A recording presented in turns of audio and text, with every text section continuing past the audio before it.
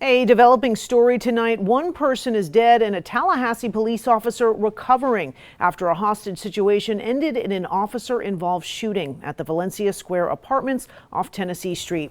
We have team coverage tonight. ABC 27's Cara Bailey is live from the Tallahassee Police Station with a look at how the city's been working to build community relationships from shootings like these. But first, we start with Jada Williams with more on what led to that shooting.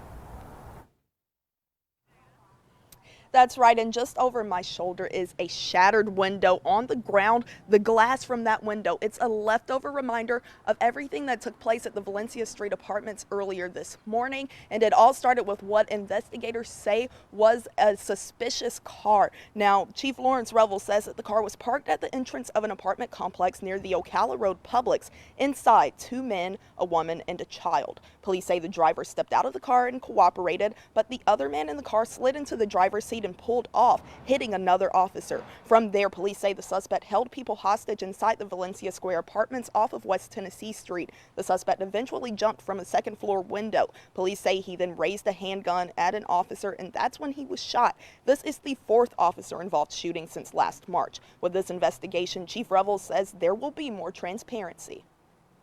We fully plan to release the body-worn camera footage, which captured the entire incident. As soon as we can redact it, it has to be redacted to protect those within it. But we will do that sooner rather than later. And so I would simply ask our community to wait and see the evidence.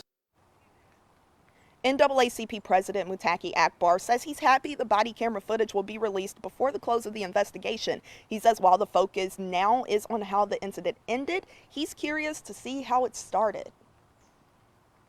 Curious as to what led up to it, so if that person was being profiled for whatever reason, what made this car suspicious at 11 o'clock at night in an apartment complex that led to everything else. And some people just don't like to be around police officers.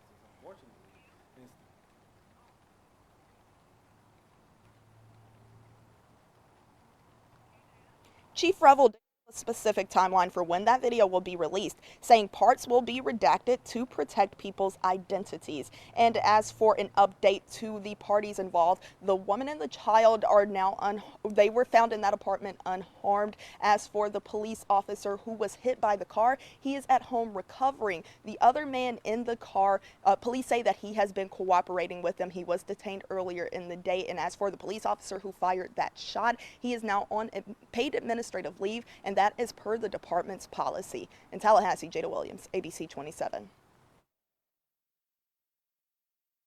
Bailey spent the day talking with Chief Revel.